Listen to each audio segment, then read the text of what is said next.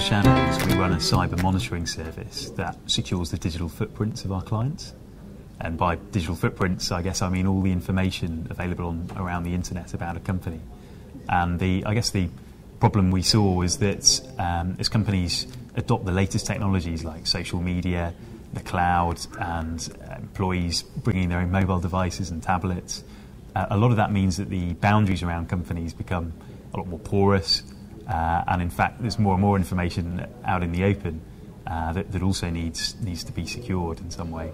So we monitor for any incidents that could damage a company outside their boundary. We're looking at solely publicly available information and looking about how that might influence the security or the reputation of our clients.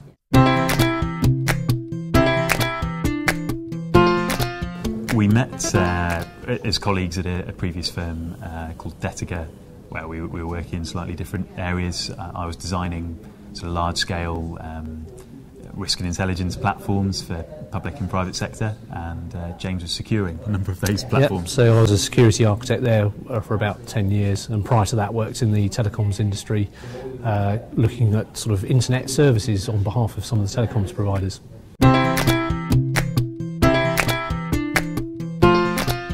It was really interesting, actually. I think it was you were observing that one of your relatives, even before they were born, had a digital footprint. We started to explore that idea in a little bit more detail. Yeah. And, so I was very much coming from the sort of personal point of view of this strange new world we're in, where every movement you make is recorded digitally somehow online, and that happened to my own sort of. I observed my nephew and niece arriving on the scene and thought, wow, their whole lives are going to be subject to this sort of digital surveillance and so on in a way that just wasn't true for our generation and previous generations. And it was in talking to James that we started talking about how that affected companies. It's quite interesting. I think it's fair to say the security industry is one in which professionals tend to be quite reserved and not necessarily the adopters of new technology. And seeing how my peers were responding to the way in which information was recorded online made me think, well, there's probably something in this. There's probably something worth checking out. And I've not been disappointed. It's been very interesting. I think we had the strong belief. A lot of the security industry says no a lot. No social media, block it. Don't use your own device, don't use cloud, and all these sorts of things. And we were very keen to say yes and say, actually, you've got to make the most of all of these new technologies, but just do it safely and do it securely and in the right sort of way. And we're hoping we can help with that.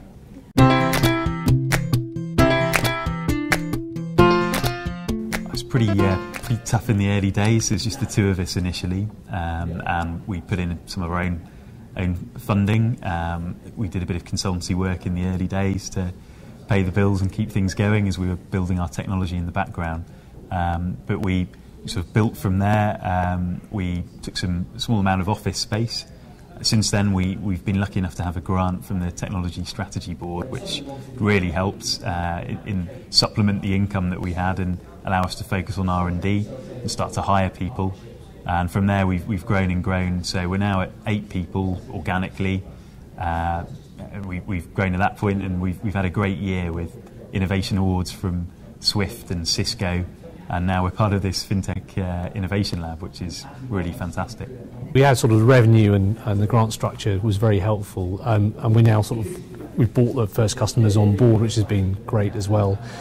Some of our early customers we started, oddly enough, out in the looking at non-profits, because I think they have one of the biggest challenges out there. They have very limited resources, yet they have some of the biggest security challenges of any organisation, especially those that are working in dangerous parts of the world. So that was a really interesting. We could do some good, try out some of the technology in an environment where they didn't mind that so much, and they got something out of it, we got something out of it. It was a great arrangement, and in fact some of those relationships have developed into long-standing client relationships, which we hope we'll have for the rest of the life of the company. And it's really now that we've refined the technology, we're sort of approaching the market in the financial services area to really bring that to bear.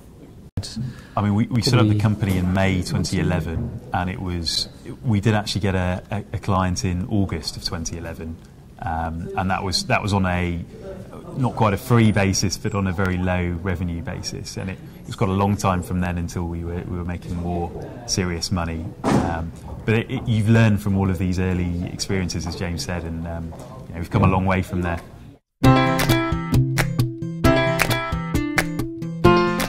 So we chose to focus on the financial services sector first because, number one, they're some of the most advanced in their security already. So they've already got the basics in place, and in fact they've got the more advanced bits in place. We're right at the cutting edge of this, so we're not the first service that you buy. You've got to get the basics right first. So there's no point in us trying to sell to an industry that's a bit less mature. So we very much fit in the cutting edge with the top banks. I guess the other aspect of being a bank is that you're a big target, particularly given what's happened over the last few years and the financial crisis. There's a lot of people who are a bit unhappy with the banks, but I think they're also always just a target for the cyber criminals, particularly from overseas and even nation states, as we've seen over the last few months. So because of that, they're a big target, they're at the cutting edge, and I guess crucially for us, there's a lot of them headquartered in London, where we are, so it really lined up perfectly for us to choose that sector.